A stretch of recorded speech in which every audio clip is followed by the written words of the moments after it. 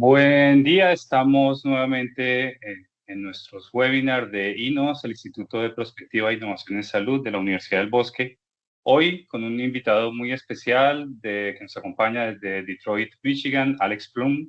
Vamos a hablar hoy con Alex de un tema muy interesante que es el aprendizaje global. Como lo verán ustedes, es una temática que nos lleva a pensar en la innovación que surge en diversos contextos, en contextos muchas veces en los que hay dificultades, en los que hay limitaciones de recursos, pero que llega a posicionarse y a resolver problemáticas importantes. Alex es un servidor y líder que ha estado enfocado en mejorar la salud y la integridad de las personas que viven en esas zonas justamente en los márgenes, en mayores dificultades y vulnerabilidad. Está certificado por la Junta en Gestión de Atención Médica y su experiencia como ejecutivo de una organización sin fines de lucro se ha llevado hacia los determinantes sociales de la salud a través de modelos de atención basados en el valor, recogiendo muchas lecciones de cómo lograr la equidad en la salud y mirando de esta forma globalmente para aprovechar todos los contextos. Alex es una persona de fe, es un hombre de fe y con esto también busca conectar, inspirar y equipar a las comunidades para que sean canales para desarrollar su propia salud. De otra parte, Alex actualmente es el CEO y el director ejecutivo de Corner Health Center, el primer y más grande centro médico independiente del estado de Michigan en los Estados Unidos. Está dedicado a la atención primaria conductual y social integrada de adolescentes. Alex allí es responsable de la supervisión estratégica, financiera y operativa de la misión del centro y trabaja para brindar atención asequible y libre de juicios a niños entre 12 y 25 años, así como a sus hijos. Antes de llegar a The Corner Health Center, Alex se desempeñó durante más de 7 años en lugares, en puestos de dirección y de liderazgo en Henry Ford Health System, uno de los aliados de la Universidad del Bosque, en los equipos de salud poblacional y de salud global. También Alex es miembro del Colegio Americano de Ejecutivos de la Salud del Salzburg Global Fellow y ex becario Paul D. Coverdale, homenajeado por su servicio humanitario de la Universidad de Emory y voluntario del Cuerpo de Paz retornado desde Micronesia 2008 a 2011. Alex ha completado la formación de posgrado en una cadena de suministro internacional de atención médica, un MBA en Wayne State University, también allí en Michigan, en ciencias del comportamiento y en educación, un máster en salud pública de la Universidad de Emory y estudios teológicos como diácono certificado por el Seminario Teológico Evangélico de Carrera. Entonces, con él tendremos esta conversación y haremos algunas preguntas también para identificar cuál es el potencial de Global Learning, del aprendizaje global en salud pública. So, Alex, thank you again for being with us. I'm going to present your PPT so you can explain what we are talking about. Let me open the presentation, please. Please go ahead. Well, thank you very much, Luis, for the invitation to come today and to talk a little bit about global learning for health equity and the work that we've been pioneering in the United States. I just want to first acknowledge my gratitude to the Universidad del Bosque. The work that's happening there in Colombia is of particular importance to our work in the United States. We've been really grateful to have as thought partners the health system in Colombia and particularly at the university. Some of the work that we've been doing in community health, particularly in cardiac health, has been informed by learning that we've done in partnership with the Universidad del Bosque. So thank you very much again, Luis, to you and the team and to all who've been part of that work in partnership with Henry Ford and I'm sure many other partners across the United States. Next slide, please. Well, I've already been introduced, so we can go to the next one. And I'll just disclose briefly that the funding for this, a lot of our work has come from the Robert Wood Johnson Foundation, and that slides in this presentation today are the joint thought leadership of several people, including myself, but I want to just name briefly Karobia Archaria, Susan Mendy from the Robert Wood Johnson Foundation, Yolanda Ogbalu and Virginia Rothern from the University of Maryland, Baltimore, Angele Bienvenu-Ichouet, and Dr. Wendy Leonard from TIP Global Health, and my former colleague Doreen Dunkerle at Henry Ford Health. Next slide. Today, I'm going to just give a very brief overview about the history of global learning as we see it, at least from the perspective of the United States. I want to acknowledge that's just one perspective. And so I'll talk a little bit about what this one perspective is and how we got started in the United States healthcare system, thinking about broadening our perspective. I want to introduce a framework that we've created called the Global Learning for Health Equity Framework, which is intended to help largely United States audiences identify opportunities to think and act globally in their local work. And then we'll walk through an example, and we're going to highlight one particular example today from some work that we've done in Detroit. And then we'll have a very brief discussion about that, and I'll take some questions before we conclude. Next slide. So let's get into a brief global learning example, please. Next slide. It's important to understand what we mean when we talk about global learning, because there's been different words used in this space over the course of our history, and we'll talk a little bit about how those words have escalated and changed over time. But for us particularly, global learning is a reciprocal and beneficial process. It's a process which is intended to be bidirectional in scope, where our focus is on thinking about and advancing the health of individuals who are on the margins. And that's at the heart of the practice of equity. And so here when we talk about global learning, our focus is on engaging with, exchanging, and adapting ideas and interventions that promote health equity between communities in ways that help us foster implementation benefits, which again reciprocate both to the communities who've originated those ideas and are beneficial to them and to the countries in high income settings, like in Detroit, where I'm located here in the United States, and in others. So that's what we're talking about today when we talk about global learning. Next slide. So why look globally? Well, as of 2015, there were at least 30 countries who had achieved higher life expectancy than the United States.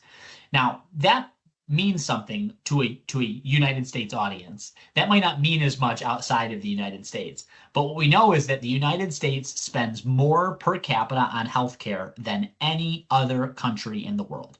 Our healthcare expenses are greater than most countries in the world GDP. And so when we think about the amount of money that is invested in the United States in healthcare outcomes, the fact that we are ranked somewhere in the bottom part of the first third globally of countries is an indicator that there's something that we're doing that isn't quite working, which is to say that you can keep throwing money at problems, but money alone does not solve the problems. We have to be really rethinking how we do healthcare, how we deliver it, and how we identify innovations that can achieve breakthroughs. So, some of these other statistics I think are important to note here. Since 1980, there have been more than 2,000 counties, which is a geographic distribution in the United States.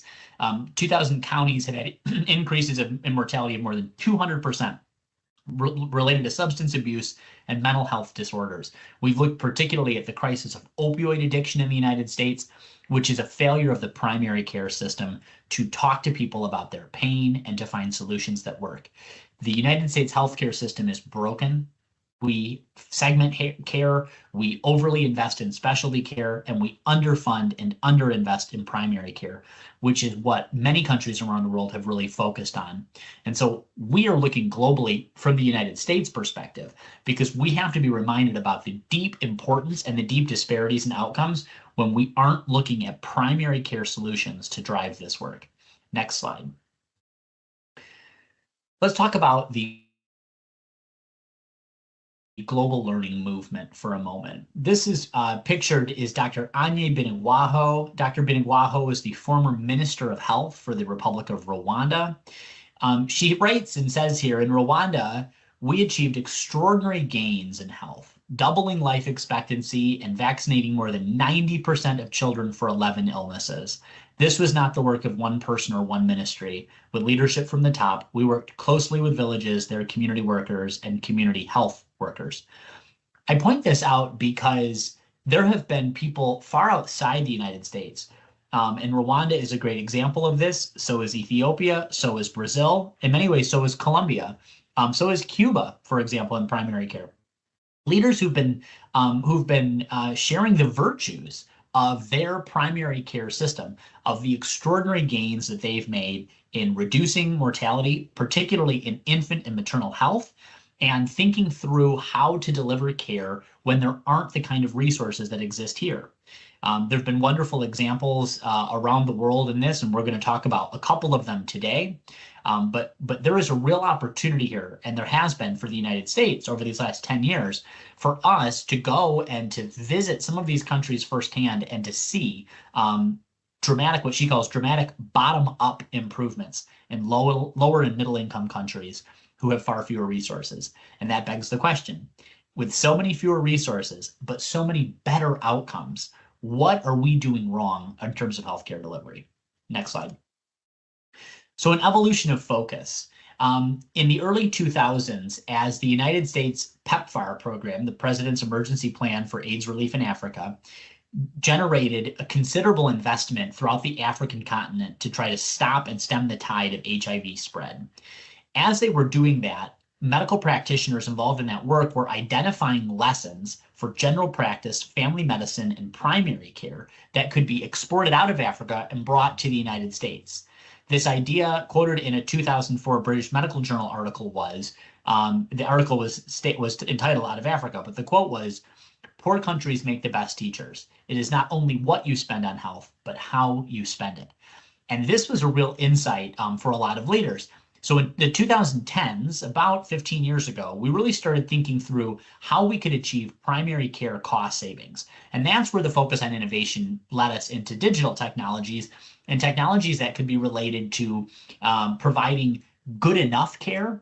So in the United States, for example, pregnant women also often receive and often desire to receive the visit with the obstetrician or the doctor's office where they get their ultrasound taken. And in the United States, that involves a woman going to the doctor's office, reclining on an exam table, having the jelly put on the wand and the wand put on her belly so that they can generate the ultrasonography of the fetus in the womb. And this is an important part in the United States of the obstetric process, the perinatal health process. General Electric, GE, the multinational firm, knows that using ultrasound and ultrasonography is an incredibly important tool at identifying fetal birth defects, ensuring the health of both the infant and the mother. And so they wanted to increase the access to this device, to this life-saving care outside of the United States, particularly in Africa and in India and in other developing countries that did not have the enough resources to ensure that every pregnant woman could come in for ultrasonography in the way that we do in the United States. And so they developed a briefcase-sized ultrasonography tool. Now, the picture that it generates is not nearly the level of resolution as in the United States. But the tool itself can be carried by a midwife, by a community health worker, or by other trained birth doula, for example, in remote communities. It works on battery power, and it generates enough information that it can be useful at both helping mother and baby connect in an emotionally meaningful way and identify concerns that need to be investigated more clinically and could result in referrals to secondary or tertiary care for that need. This focus on innovation and technology then started in Africa as a business venture for General Electric, but then had an opportunity to come back to the United States, where in places like Detroit, which are a largely low-income community compared to the rest of the United States, the opportunity was, would women in Detroit accept using a virtual ultrasonography machine as a way to have a more low-cost tool available to them to help drive healthcare improvements in primary care access? Unfortunately, what we discovered was no. In the United States, whether they were low-income women or high-income women, these women wanted to go to the doctor's office, they wanted to get the wand with the jelly on the belly, and they wanted to see the baby on the ultrasonography screen. And so what we found is that sometimes these innovations don't quite always make the return to the United States, but what it got us thinking about was why. And that leads to the third bubble in the evolution of focus, health equity. Because the truth is that women, whether low income, middle income, high income, any income, all women deserve dignity. And that should not be a breakthrough lesson in the healthcare field. It should be self-evident. that people deserve dignity and they deserve honest and life-affirming care. And so in the process of perinatal care, what that meant was ensuring that women have access to the same resources regardless of income, but investing in the primary care process in such a way that we can afford to do that. Next slide. So the last thing I'll say on this kind of subject before we move into some examples is that words really matter. The Robert Wood Johnson Foundation, over a decade ago, embarked on an effort to actively learn from other countries and to surface solutions to accelerate progress toward a culture of health in the United States. And that's what gave birth to the Global Ideas for U.S. Solutions team, who have been advancing this work ever since. The last point there is an important one, because when I began this work about 10 years ago, the term that I used, along with many others, was reverse innovation. And that term has fallen out of favor and has become increasingly replaced by the phrase global learning. The reason for that is we don't want countries in any place, whether high income, middle income, or low income, to believe that if they identify something and then it goes to a high income country, that that innovation is working in reverse.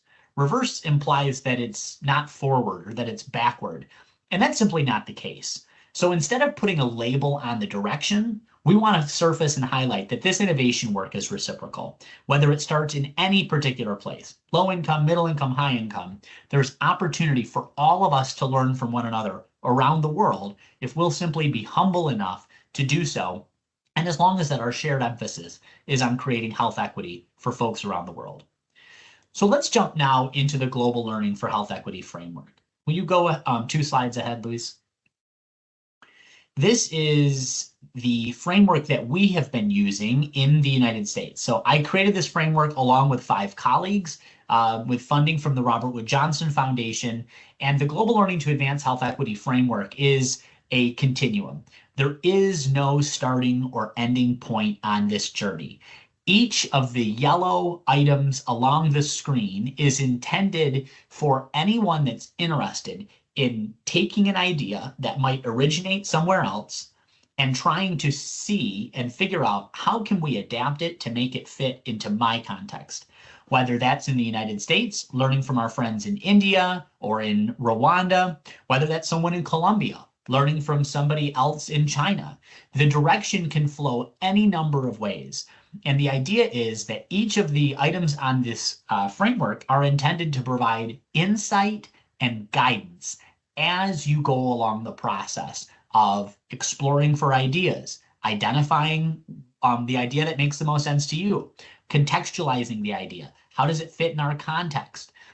Examining the specific elements that could be changed, collaborating with other partners to facilitate that journey, planning to make the implementation make sense, adapting the specific elements that need to be changed for the work to go on, implementing that work so it can take off for the long term, measuring the outcomes over time so that we know what's been successful, sharing those lessons widely so others can uptake them, and then measuring and monitoring impact.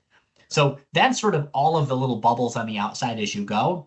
On the inside are the values that underpin our work in the global health, a global learning for health equity space: trust, respect, reciprocity, and humility. I think these terms, each of them sort of speak for themselves in terms of their value.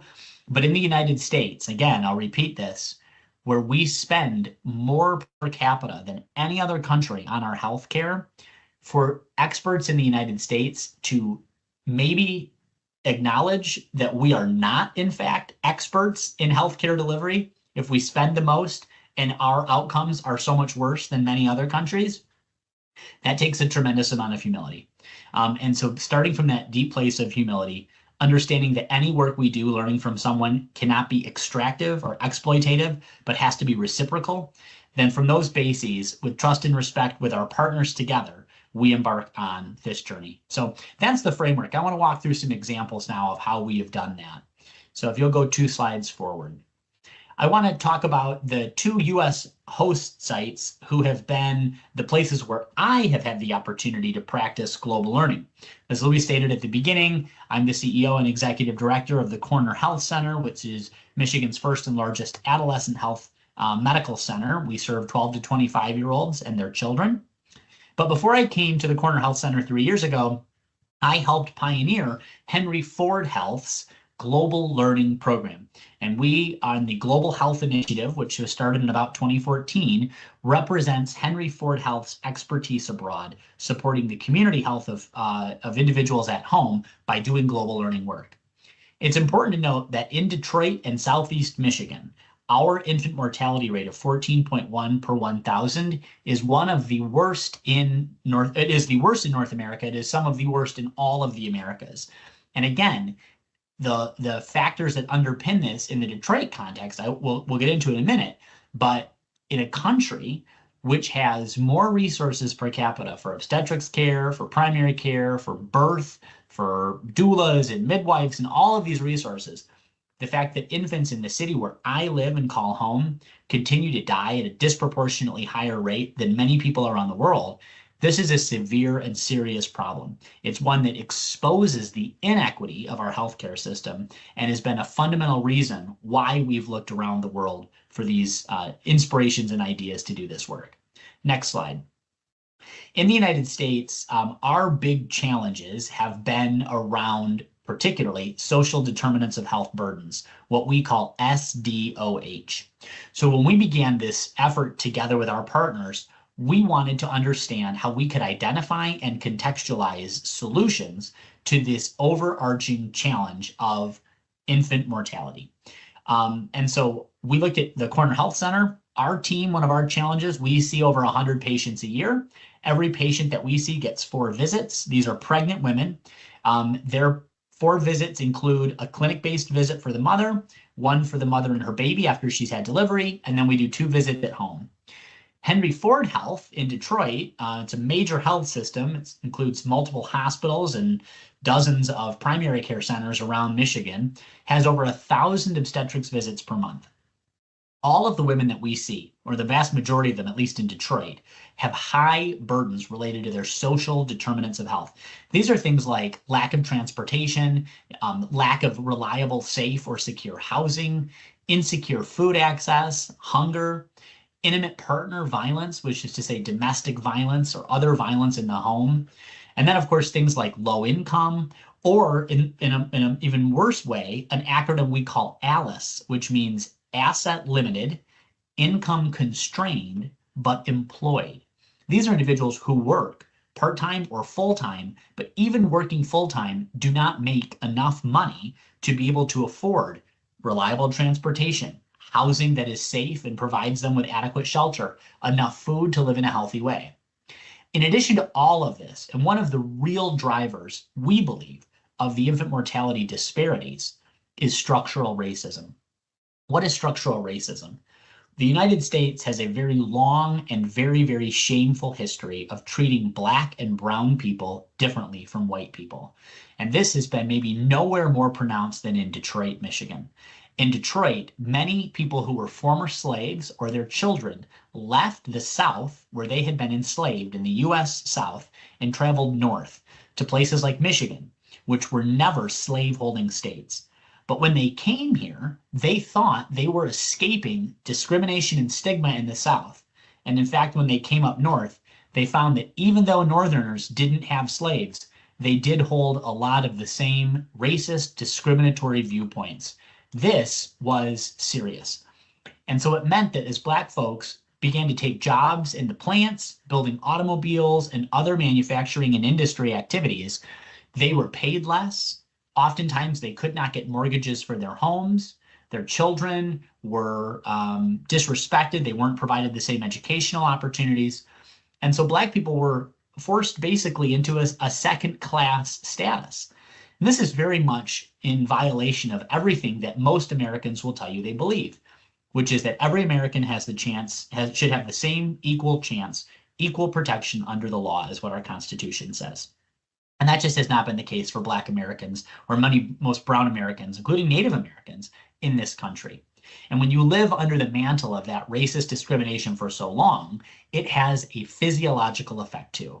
And we've begun to think more about and try to explore and understand how this racist history has come to impact Black Americans and why and how that's leading to infant mortality in Detroit, which has some of the highest percentages of African Americans of any city in the country. The last challenges, of course, are fairly common across health settings in cities like Detroit or in many places in the US and probably around the world. Loss to follow-up, no-show visits, and then high rates of comorbid conditions, depression, social isolation, and a lack of social connectedness, and then, of course, these high infant mortality rates. Next slide, please. So we started to think about where we could find ideas. So I'm going to talk today just about the work that we did in India for the interest of time. But there are two examples, and of course, always happy to connect with people later on to talk more about the work we learned from in Rwanda. Some of that information is on the right-hand side of the screen. TIP Global Health is formerly called the Ihangane Project, and that was based in the Ruli sector of the country Rwanda. So we're going to save that for another time. But I want to talk to you today about the work we did in India with an organization called CORD. CORD is the Chinmaya Organization for Rural Development, which is based in northern India in the remote area of Himachal Pradesh. It was founded in 1985 and today exists throughout the world through the CORD USA Global Network. CORD is a community-based organization, and they work primarily with women and children. Their focus has been on handicrafts and skills building for economic empowerment. They do microcredit and they protect legal rights. And their main location in Dharamshala in northern India also has a large clinic for children and families who have disabilities. What is central to their work are 4 values: participation, integration, networking, and sustainability. CORD believes that every community of any level of income, any level of resource, every community already has within it the power that they need to affect change for themselves and for their community. And by finding and locating and believing in and living out that power, they can achieve significant change. So the values of participation, integration, networking, and sustainability are the 4 values that help guide communities in their work to locate and act from that power. We went to India to understand more about that. So let's go to the next 2 slides. This is these are some pictures that I took on my visit, and you can see the mountains there in the background. Those are the Himalayas. And the Himalayas are, of course, the largest mountain chain in the world. They're the highest. And so this part of India also is close to bordering parts of Tibet, parts of China, and of course, the country Nepal. And so it was really lovely to be there. Just an absolutely beautiful part of the country. And we're really grateful to have had the opportunity to go and visit. So the next slide. So we conducted a learning visit to India, again, to Himachal Pradesh, to Dharamshala, so that we could contextualize and examine. Those are the 2 elements from that framework I mentioned earlier. So we could contextualize and examine their approach using those 4 values: participation, integration, networking, and sustainability. How would we apply those 4 values, what they call 4 pillars, to their work to promote the outcomes of positive health among mothers and babies? And so when we were there on our visit, our focus was on open-minded conversations. We sat with program leaders, we sat with women, we sat with children, we sat with volunteers at CORD, and we talked to other participants. We did site visits to families who were receiving services, and we dreamed with them. We asked them questions about their hopes. We wanted to understand how participation makes sense to them. What does it mean for their work to be integrated within all of the other resources of both their community and CORD? How did their work network with other organizations and other communities who were doing similar work? And how did this work get sustained? So that's what the site visit was focused on doing. Once we came back to Michigan, into our local communities, we continued this sense making, where we would talk about what we learned in conversation with our patients, the employees of the Corner Health Center, and our partners in Ypsilanti and Detroit who were working on the same kinds of work. Next slide. The big innovation that we identified through our work is called Mahila Mandal. Mahila Mandal, in the language spoken in that part of India, just means women's groups. Women's groups are the focus of CORD because women's groups bring women together from small communities, usually between 15 and 20 women, and they start to invest in their own community. So each time a Mahila Mandal, a women's group, meets together, they each bring a little bit of money and they invest it together into their shared account. This small investment by participants adds up over time. Each woman contributes a little bit of money as she is able. And in contributing that money, they're able to save up large amounts of money. With those microcredit investment amounts, they make loans to one another. Sometimes a woman will come and say, I need to buy a bull or a cow so that I can have milk, and then I'll sell the milk in the market and I'll pay you back.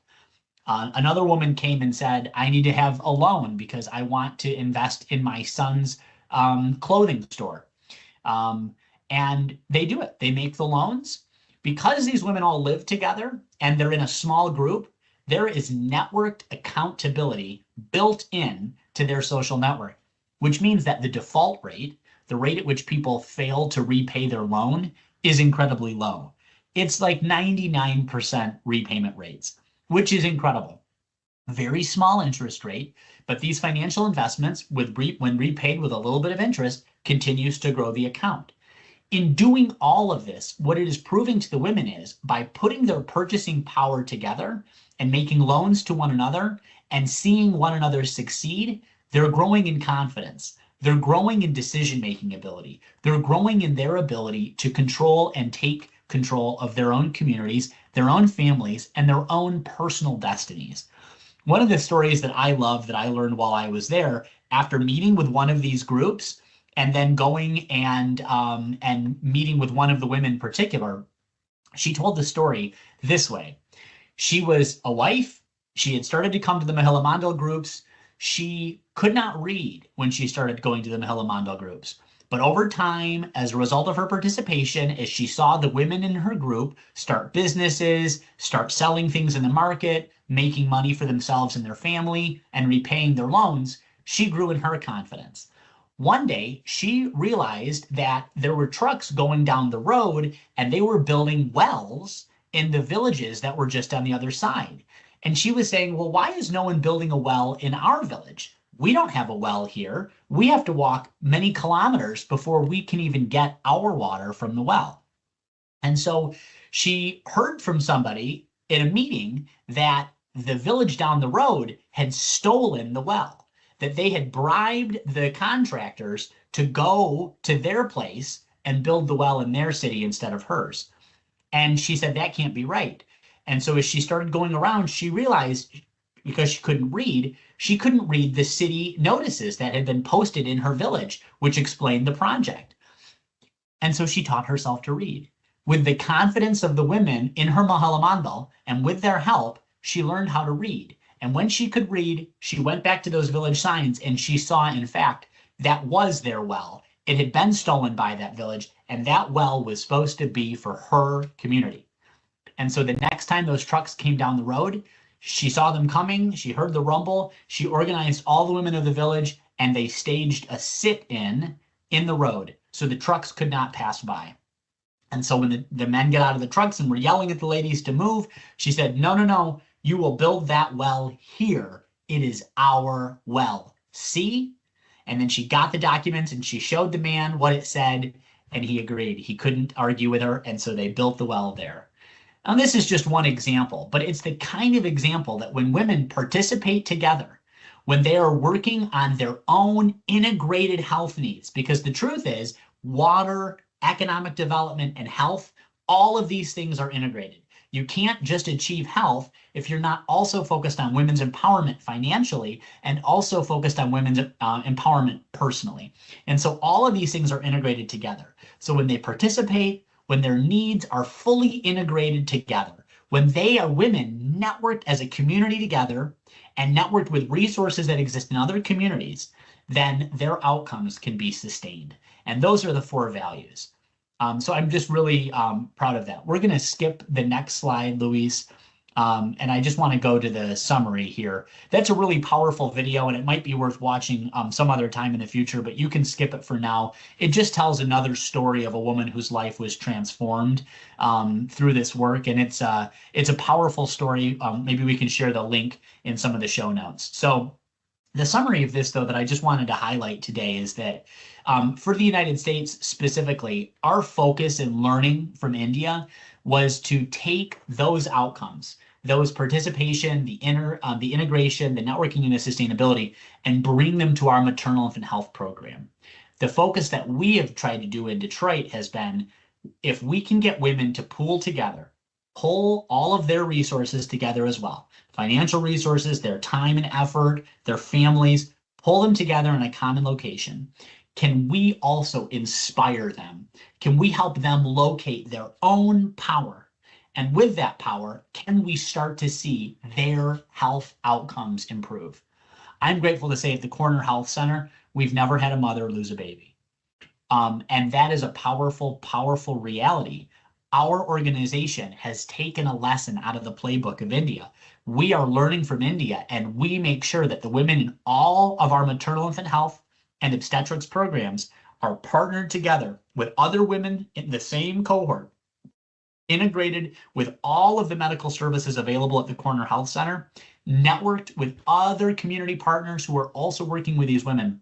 And together, we're able to sustain this because of the deep meaning of relationships. There are multiple forms of global learning that exist. Some forms of global learning are procedures or practices like what we're doing in learning from India. Some are devices and tools like what I talked about with General Electric, GE, and that portable ultrasound machine.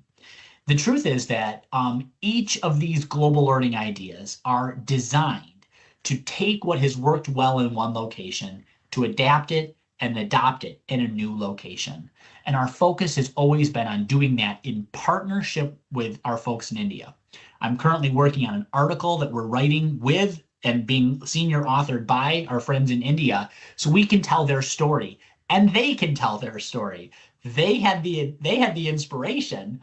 We just adapted a part of it to work with women in Ypsilanti and Detroit. So this joint learning and joint problem solving, whether the outcome happens in India, where it started, or whether it happens in Detroit, the focus has got to remain on continuing to achieve the equitable health improvements of people on the margins. That always has to be the center. And so I'm really, really grateful for the opportunity to have been able to do that. So if you want to go to the next slide, these are some discussion questions that we've used when we've been in conversation with groups. Sometimes when I present this, we'll ask some of these questions because these are kind of practical guiding questions as we think about how we take global learning and we bring it into the work that we've been doing. The next slide, Luis, has got additional resources for individuals who may be interested in exploring more about global learning. The first couple of links are actually websites where folks can go and they can see thousands, hundreds and thousands of innovations from around the world that have been identified by both high income and low income settings as particularly insightful or promising to achieve health equity or to achieve other improving outcomes. And then there's a couple of journal articles on the bottom that just talk more about why this work matters, both for quality of life and other health equity outcomes. So with that, you can go to the last slide. This is my contact information. I would welcome your emails. You can learn more about the Corner Health Center at our website. And you can also learn more about the Robert Wood Johnson Foundation's funded Global Learning for Health Equity Network by visiting the University of Maryland's website at umaryland.edu/GL4HEN. I'm really grateful to Universidad del Bosque today, Luis, to you, and to all of our colleagues for the invitation to come. I really hope that this has been a helpful introduction at a high level to why we're doing global learning and to what we want and hope to achieve in it in the United States. But the last thing I might say is I really also hope that we don't lose sight of gratitude and, again, humility. Gratitude and humility, appreciation for our friends in India specifically, for you all in Colombia, and for friends around the world whose missions has been just to increase the amount of health and hope and healing available for folks on the margins, the folks in our communities, our neighbors. Thank you very much. No, I have to say thank you, Alex, again. It was a great presentation, very inspiring presentation. I found a lot of information so important, so relevant for our students, for our colleagues in public health, in community health, that maybe they are absolutely amazed, like I am, of your work, and thank you very much. So I just like to have a small conversation with you, and maybe with a couple of questions. Okay, so let's say, Alex, could you please explain what's the main difference between the reverse innovation and global learning? You explained the change of the terms, but to go a little bit deep inside, what's the difference between two approaches? I think at its heart, reverse innovation is intended about market capitalization. Reverse innovation is really about taking a market idea that has worked in the United States and trying to tone it down. So, for example, we talked about the ultrasound machine. Another example of a reverse innovation that's been effective has been smartphones. Throughout Africa, what we found, or what I've read at least, is that most people throughout the continent of Africa cannot afford an Apple iPhone or even a very fancy Google phone, but they still want a smartphone. So how do you provide a device which has many of the same smartphone features, the integrated map, for example, music listening, email, social media, but maybe doesn't have the same capacity as an iPhone or the same capacity as a Google Pixel, something like that. And so the idea is, can these large corporations, Apple, GE, Coca-Cola, Sony, anybody, develop a technology or take a technology from the United States and then tinker with it so it could sell at a more affordable price point in a country which doesn't have that kind of income? Once they have it, then can they reverse import it back to the United States at that lower price point for a community in the United States that might accept it? Now, where I think that runs against global health equity is that many people in the United States will say, I want the iPhone. I'm an American. I deserve an iPhone. They feel like you're trying to sell back to them an inferior good. And that, again, I'm not putting a value judgment. I'm just stating what we've heard from the folks that we've worked with. It's like the ultrasound machine. They thought that was inferior. They want to go to the doctor's office. They want to get the wand. They want to see the picture. And that the mobile device was not sufficient for them. I think that the global learning for health equity takes at its starting point not money. Reverse innovation takes at its starting point money. How do you capitalize on an item and make money off of it? And that's okay. That's not a bad thing, but its starting point is money. Global learning for health equity doesn't take money. It takes human dignity as the starting point. How do we think about the health of humans, particularly the disadvantaged, the marginalized, the vulnerable, and how do we put them in the center so that we can achieve more equitable health outcomes? So it's just a different focus. Even though at the end of the day, we might use the device, we might use the approach, but I think it's the focus. Yeah. So let's go to the next question. And you just presented this nice experience from India. And I would like to ask you, what do you think are the main characteristics of an innovation or an idea or a process to be considered as part of a global learning process or program? That's the $1 million question. And I think that I think about it across a couple of domains. I mean, ultimately, it has to be creative. I think the thing with India, honestly, not the most creative. What's creative about it in India is that they have been so successful with women repaying those loans. But we've seen microcredit schemes, Grameen Bank, BRAC in Bangladesh, other parts of Southeast Asia have been quite effective in microcredit loans. I think for women, though, using women's groups particularly, the way that they've made loans to women, and then the way that they've nested it within healthcare, that was more creative for us. Because in the United States, at least, healthcare and banking, financing, that's completely separate. And in India, where they don't have such elaborate separate schemes, it just all happens together. So that creativity, when we saw that, for us said, aha. Now, the truth is, in where we are, we're not doing the microcredit banking right now. We've talked with some women who are nervous and skeptical, and I understand that. One of the ways that we have tried to approach it, though, is by writing off care or putting patients on a sliding scale who can't afford health care. That's kind of an investment. It operates differently because these women aren't making loans with the savings from that. That speaks more to the complexity of the US healthcare and banking regulations than the idea. But the creativity as an element really got us thinking. Another thing I might highlight is the simplicity.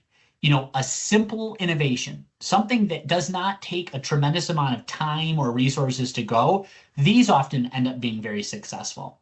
One of the examples I talk a lot about is the friendship bench, which was popularized in Zimbabwe and is taken off around the world. This is not a complicated expense. This is literally building a large bench or some seating in a comfortable place, but in a central part of town where you can have trusted people go from time to time to talk with people. And of course, when they start talking, they reduce isolation, they reduce loneliness, they get people outside of their own bubble, they get them talking, they reduce depression, they reduce anxiety. It takes nothing. It's such a small intervention, and you train a couple of people. You train the librarian. You train the town sheriff. You train a couple people to come to the bench every once in a while. And so I think creativity, I think simplicity, and then I think if there's a third value, as I think about the programs that we've worked with, I think at the end of the day, it has to take as its starting point the buy-in of the community. The truth is, if we came along with an intervention like the ultrasound machine and people were like, we don't want it, well, it's never going to go anywhere. But for us, we came and we said, hey, listen, would you all like to spend time together in a women's group among our patients? We would be happy to buy dinner once a week, and we'll provide childcare so you can just come together and socialize. Yes, 100%. So we were able to take, the values of it, but there was a groundswell of support and interest among the women we were working with. So I think those are maybe three keys. Creativity, it's got to be innovative, new, simple. It can't be highly expensive. It's got to be fairly refined. And then there has to be a strong willingness in the community to, it resonates with their desires. Fantastic. I totally agree. I remember that experience from the Friendly Bench. So from one of our colleagues in El Bosque, we've been talking about that and try to scale that experience in Colombia. She has a lot of work there, so I remember that. And you're right, this is very interesting solution. Let's go to the last question. Do you have any experience in this approach of global learning here in Latin America or in Colombia? Then you can mention now. And this is because we are working from El Bosque University, from INOS, from Hub, in a lot of projects to trying to map, to search for innovations. Most of them are in the side of community health solutions. And I just want to know if you have this experience or if you remember any of them. I do. In fact, two of the innovations that really got me excited about this work came out of Latin America. The two that I'll think of right now quickly are in Mexico and in Cuba. Let me go with the Cuban model first. It's actually not simple, and it is creative.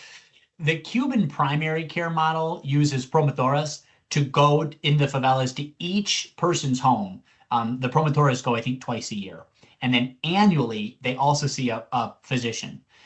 Cuba in Latin America in terms of its per capita investment, is maybe right behind the United States. In terms, I mean, they direct an enormous amount of their country's GDP toward healthcare. But boy, is it paid off, because primary care is you probably get better primary care access in Cuba than maybe anywhere else in the world. And so the primary care rates of disease there are just way down. And it just goes to show. I mean, I use this as an example because from the American perspective, with what, Americans, the way Americans talk about Cuba, the embargoes, how they talked about Fidel Castro, Cuba has always been the bad person in the eyes of most Americans. And why? Because we disagree politically on these things. When you go to Cuba and you meet Cubans, they're incredibly nice, warm, welcoming, friendly people who have an amazing primary care system, a primary care system that, I had a doctor's office visit this morning. It took me 3 months to get a follow-up visit with my doctor, and I was there for an hour and a half. So but I wasn't getting care. I was waiting an hour and a half. This is in America. That's not acceptable. So Cuba's, I use Cuba as a great example. And the other one I want to talk about, and I say that it's a great example because they chose that. You can do it when you choose it. If you have the resources, in America, we could have the same outcomes as Cuba. We just don't invest our money that way. And so we have a lot of power if we just choose to use it. Okay, so that's one. 2 is Mexico. My friend Abner Mason created the firm Consejo Sano. And Consejo Sano was intended, and it faced some regulatory challenges, but for people living across America, but primarily in the US South, who were Spanish language speakers and who did not feel like they had either documentation or the fluency to interface with the US medical system, could rely on Consejo Sano to receive medical care from trained physicians in Mexico and other parts of Latin America. This was a low-cost technology. It's a phone number. And then later on, it became a digital application on the mobile phone, on the smartphone. And it delivered amazing results because Consejo Sano's model, again, started with, what do people need? They need access to healthcare that is reliable, high quality, safe, and timely. And if you are an undocumented immigrant, a person without papers in the US South, if you're a migrant worker, or even if you're a natural born citizen, but you grew up and you don't speak English very well because you haven't needed that in your community, and your community, because you're rural, doesn't have access to great healthcare or timely healthcare, you can get it on demand. And so Consejo Sano saw that market opportunity, saw that there was a resource, physicians and medical experts outside the United States who could provide the service for much cheaper than we can in the United States, can deliver it on demand, and can deliver it conveniently over the phone. No brainer. It was so smart. And so I saw that and I went, see, again, that, Luis, is what told me all of these innovations will only be acceptable and successful if the community wants them. And that's, I think, maybe that's the biggest advice that I take when I think about reverse innovation over here and global learning over here. We want health equity. We all want more equitable outcomes for poor folks, for Black folks, for women, for children. We want them. But at the end of the day, the lesson from reverse innovation is you got to have a market. You've got to have people demanding it. You've got to have interest. And when you bring these things together, whether it's through the Cuban primary care system, innovations like Consejo Sano, interventions and processes like what's taking place in India, Rwanda, Brazil, Colombia, that's how we achieve those big breakthroughs. So those have been some of my big inspirations. And I'm grateful for the folks in Cuba who've been ambassadors of this work. They've invited Americans to come down and learn, to Abner Mason and to colleagues throughout Mexico and the folks at Consejo Sano and many other inspirations. And you too, Luis, you're an inspiration too in the work that's been happening there at El Bosque and our the work that we've been able to do, particularly in the cardiac space through Henry Ford. So again, I'm just really grateful to have had an opportunity to be invited and to come and talk a little bit about this today. Thank you very much. No, thank you, Alex. It's been a pleasure to speak again with you. It's been a long time from our last conversation. So I would like to say we are very interested in keep going this conversation, and hopefully we can have a new opportunity to talk together and to work together. Thank you, Alex Blum from Henry Ford Health System and Corner Health. It was an amazing presentation. Thank you so much. Con esta presentación de Alex Blum queremos invitarles nuevamente a que nos sigan en nuestras redes y continúen observando nuestros podcasts y nuestros webinars sobre innovación en salud. No obstante, vamos a continuar con este interesante tema en el que Alex Blum nos dejaba varias reflexiones muy valiosas para lo que hacemos. En primera instancia, la necesidad de tener un trabajo coordinado con las comunidades, de encontrar aquellas iniciativas que tienen valor, que son creativas, que pueden llevarse a cabo y que tienen la capacidad también de cambiar el destino y el futuro de nuestras comunidades y, ¿por qué no?, ser escaladas en otros entornos. El mensaje del aprendizaje global que nos deja hoy Alex nos hace pensar en aquellas experiencias comunitarias que frecuentemente hemos conocido en nuestro desempeño desde el campo de la salud, desde la salud pública, desde la salud colectiva, y que en efecto nos han dejado esa sensación de que todavía podemos hacer mucho más por las comunidades y por lograr, como nos decía también Alex, la equidad en salud en nuestro país y en nuestras regiones.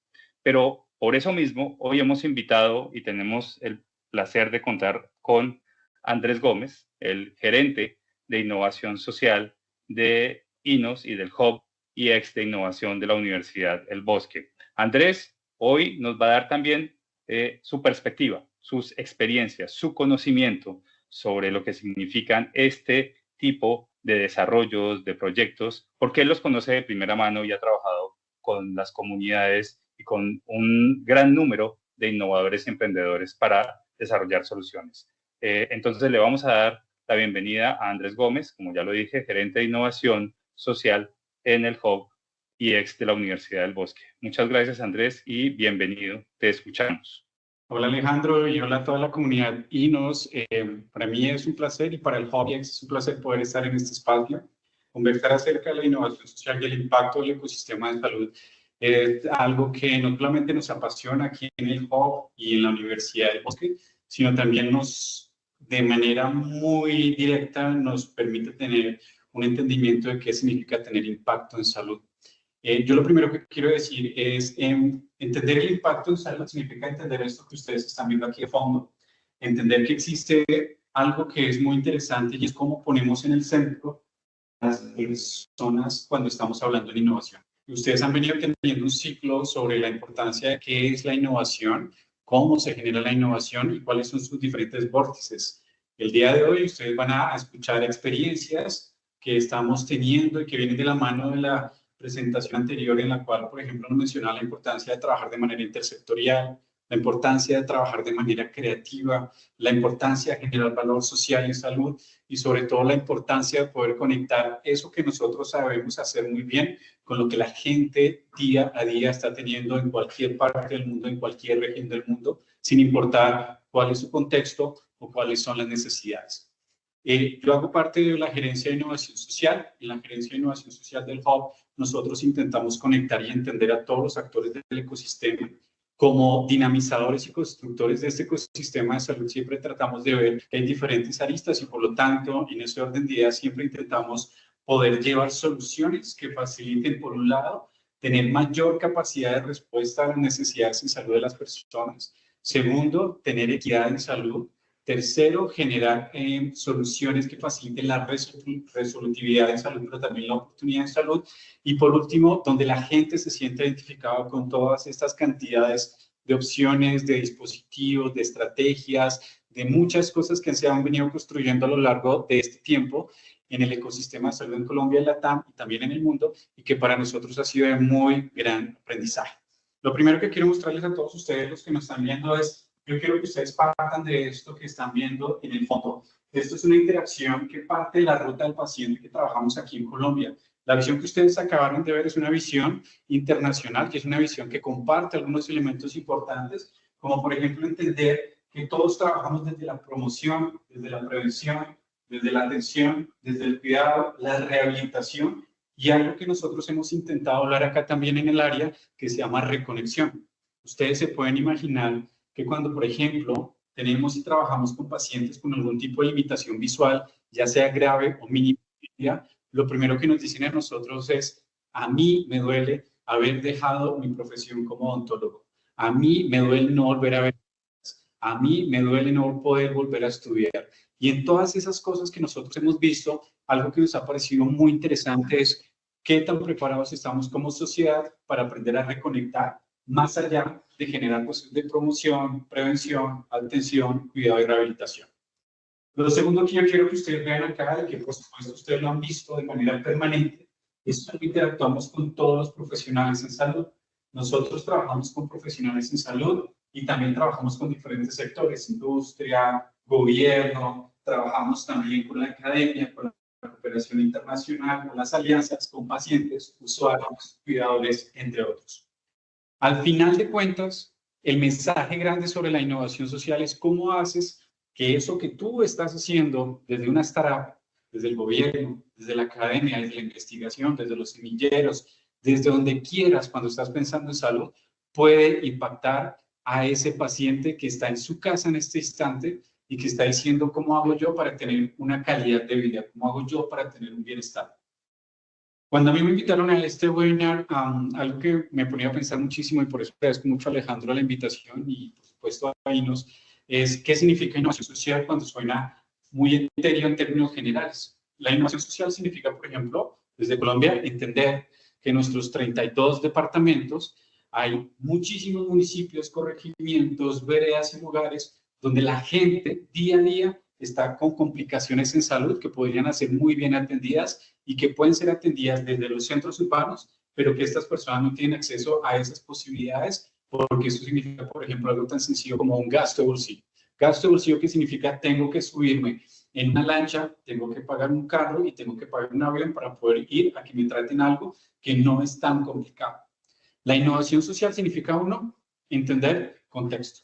Y es algo que yo he aprendido mucho de la mano de todos los médicos y especialistas como Alejandro, como Carlos Felipe u otros que acompañan también Inos, y es: existen unas condiciones que nosotros hemos llamado determinantes sociales. Ahora nosotros también queremos hablar sobre determinantes contextuales de la salud, y es: pueden existir todas las condiciones e infraestructuras para que podamos trabajar de manera permanente en una mejor atención y oportunidad, pero hay una brecha grandísima entre lo que es la infraestructura que está dispuesta versus la capacidad que pueden tener personas en acceder a toda esta infraestructura para tener una mejor salud y un mejor bienestar.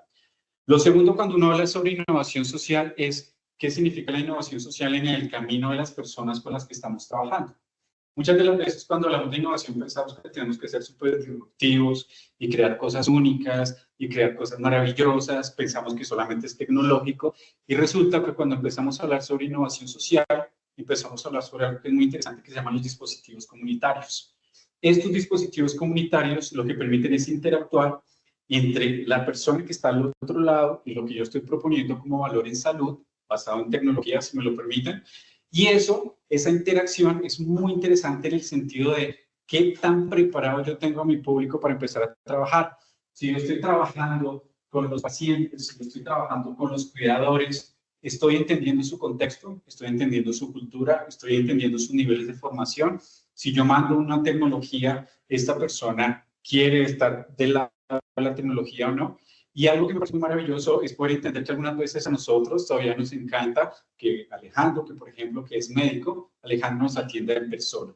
Para mí esto que estamos haciendo en este instante de poder conectarme con ustedes a través de una pantalla, todavía para otros es muy difícil de poderlo entender en un punto de poder captar y conectar las conexiones entre lo que significa el uso de las tecnologías y la buena gestión de salud. Aparte de eso, para nosotros, entonces digamos, primero se reconoce el contexto, segundo se reconoce todo lo que nosotros estamos trabajando en términos generales de qué tan preparados estamos como personas, como usuarios, como pacientes para poder trabajar. Y hay algo que me parece mucho más valioso, es que tan colaborativo son las soluciones que estamos trabajando entre los dos áreas. En ese orden, yo algunas veces les digamos la invitación cuando empiezo a hablar de innovación sociales, realmente entiendo la necesidad del actor con el que estoy trabajando, realmente he codiseñado con el actor con el que estoy trabajando, le he preguntado qué tan cómodo las palabras que utilizo, la forma, la interfase, todo lo que estoy usando realmente se está conectando con lo que realmente está necesitando la persona al otro lado. Entonces, en términos de innovación social es ver esto que ustedes están viendo en el fondo como un ecosistema de interacción, como un ecosistema que permite entender un desafío en salud con una solución, con unos solucionadores y que de alguna u otra manera conectan realmente con lo que necesitan las personas para tener oportunidad de atención y desenlaces. Hay dos puntos claves que nosotros hemos intentado trabajar en la innovación social y el primero es, ¿y esto de qué manera se habla de manera diferente? ¿Cómo yo hago para no utilizar tantos términos técnicos? Y sobre todo, ¿cómo hago yo para saberlo comunicar? Hay un gran esfuerzo que nosotros intentamos hacer con todos los grupos. Nosotros aquí en la Gerencia de Innovación Social y en general en el Hub trabajamos siempre en la base de los científicos. Los científicos siempre están en la base y para nosotros es muy importante que los grupos de investigación, las personas que tienen experiencia, nos digan y nos validen que la solución que estamos planteando tenga un soporte académico muy valioso. Esa es, digamos, nuestra primera capa. Nuestra segunda gran capa es, hay un conocimiento que es técnico, pero ahora, ¿qué pasa? ¿Cómo lo transmitimos hacia las personas que no necesariamente tienen la misma capacidad de formación, no han tenido las mismas oportunidades de formación, en otros términos, en otras palabras? ¿Cómo lo transmitimos a esas personas que lo necesitan? Entonces empezamos a hacer un esfuerzo muy interesante y es, ya no empezamos a hablar sobre frecuencia de atención, prevalencia, sino, por ejemplo, cuántos casos existen y de qué manera mucho más natural empezamos a aterrizarlo en las personas y en las comunidades para que sea mucho más orgánico. Y ahí en esa capa entendemos que las personas nos empiezan a decir a nosotros, esto que ustedes están hablando, nosotros aquí lo referenciamos y lo vemos de una manera diferente, porque eso para nosotros se llaman determinantes contextuales, que no solamente es entender a la persona de qué vive y cómo vive, sino también de qué está rodeado y cómo es su red de apoyo en general. Posterior a esto, el segundo elemento que nosotros tenemos transversal es la comunicación. En términos de comunicación, la apropiación social nos da elementos para hacerlo diferencial, para tener en cuenta que las personas con las organizaciones o cualquiera que haga parte de la solución se hace copartícipe, codiseña y se apropia y la sostiene en el tiempo. Y la comunicación de mostrar los resultados también es muy interesante. Mostrar los resultados en salud es un desafío de manera permanente. Hablamos siempre de oportunidad, resolutividad, equidad, atención, entre otros, pero más allá de eso en términos sociales es cómo, por ejemplo, las comunidades analizan estos desafíos que se están trabajando dentro o que se están generando en sus contextos y de ahí cómo esos desafíos los convierten en una oportunidad de acción con todos los actores que los acompañan, secretarías de salud, cooperación, academia, empresa privada, otros que se consideren alrededor de.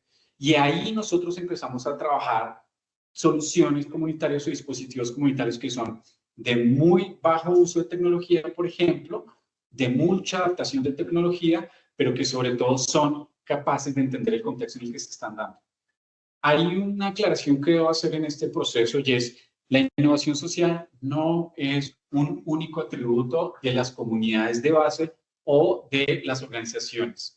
Esto, la innovación social es un eje transversal que impacta organizaciones públicas, privadas, gobierno, sociedad civil, cooperación, a todo el mundo. ¿Por qué? Porque la innovación social, para mí, o lo que yo he aprendido en todo este tiempo, es la capacidad de hacer propio una solución que pueda ayudarme a tener una respuesta a un desafío que ha sido un detonante de preocupaciones en mi bienestar mental, físico y espiritual para aquellos que, digamos, consideran estas tres verticales en el día a día de las personas. Todo esto que nosotros estamos diciendo responde principalmente a un contexto y para nosotros la innovación social siempre va a considerarse como la oportunidad, uno, de entender el contexto, dos, de dar soluciones que sean pertinentes y efectivas y tres, la capacidad de conectar cualquier público con lo que tú estás queriendo hacer. Para hacerlo hay muchísimas formas, hay muchísimas metodologías. Lo primero que queremos decirles es, creen de manera disruptiva, salgan de la caja. Si hay otras cosas que ya existen, rompan también esos esquemas y tratan de cooperar con esas organizaciones o soluciones. Pero sobre todo la innovación social tiene algo que para mí es magnífico y es la capacidad de conectar y articular muchos actores en torno a un gran desafío en salud. Ahora bien, si se los quiero bajar a ustedes en un ejemplo que nosotros hemos hecho diversos proyectos, grandísimos proyectos, pero creo que el más, uno de los que yo puedo referenciar acá, que me ha parecido muy, muy interesante, se llama Tambores de Vida. Nosotros en su momento, nosotros trabajamos actualmente con muchas asociaciones de pacientes de enfermedades raras Y nosotros empezamos a entender un poco el contexto de que es una enfermedad rara, que es una enfermedad huérfana, cuál es su prevalencia en Colombia, su frecuencia de atención, su distribución, etc. Pero después nos dimos cuenta que habían algunas que se querían trabajar de manera mucho más específica desde los pacientes y nos acercamos a esta que se llama drepanocitosis. Y la drepanocitosis es una condición huérfana o rara que tiene una alta presencia en comunidades afrodescendientes. Muy brevemente esta anécdota que tuve, porque cuando yo creé ese proyecto, cuando lo creamos con el equipo, algo que me pareció muy interesante es que yo al proyecto, sin haber interlocutado inicialmente con la comunidad, le coloqué marimba de vida. Ya me parecía que era un nombre muy poderoso. El proyecto lo que intentaba era conectar procesos de entendimiento de qué significa la drepanocitosis, de cómo poderlo transmitir a cualquier edad, de cómo poderlo conectar, de cómo poder generar documentos de incidencia en política pública para tomadores de decisión y líderes de opinión. Cuando nos acercamos hacia las sesiones de pacientes, y agradezco aquí muchísimo a Jacqueline, que somos muy amigos con ella, presidenta de una de las asociaciones de pacientes, ella y Carlos Eduardo, que es el otro presidente, me dicen: Andrés, nos parece hermoso tu nombre, pero no nos sentimos identificados porque marimba tiene demasiadas nombres y significaciones en torno al país. Y marimba queda hermoso para el Pacífico, pero no queda hermoso para el Atlántico. Entonces dijimos, yo lo primero que hice fue eso que a uno le dicen, no se enamore de su idea, lo puse en práctica esa vez porque yo era amante de ese proyecto. Entonces dijimos, listo, cambiémosle el nombre y pasamos de marimba de vida a tambores de vida. La significación de tambores de vida es que los tambores en las comunidades afrodescendientes era una forma de llamar a las comunidades, a todas las personas, a reunirse y a celebrar algo que los convocaba. Y a mí me pareció hermoso ese proyecto. Lo que logramos con ese proyecto fue generar, primero que todo, un documento que facilitara entender qué es drepanocitosis, casi como ustedes, yo también aprendí al comienzo. Segundo, cómo generamos un documento de recomendaciones. Y tercero, algo que nos pareció muy, muy interesante, es que generamos también recursos que facilitaban la apropiación y la comunicación, como les he venido diciendo, que por ejemplo fue la creación de una canción específica para ese proyecto que todavía está vivo y que las comunidades han ido trabajando de manera permanente. Ese es un ejemplo de los muchos proyectos que nosotros trabajamos. Trabajamos con VIH, trabajamos con cáncer, trabajamos con EPOC, trabajamos con crónicas no transmisibles, entre otras. También trabajamos con soluciones propias de las organizaciones que nos dicen, venga, y trabajamos con la red de cuidadores, con la red de profesionales, entre otros.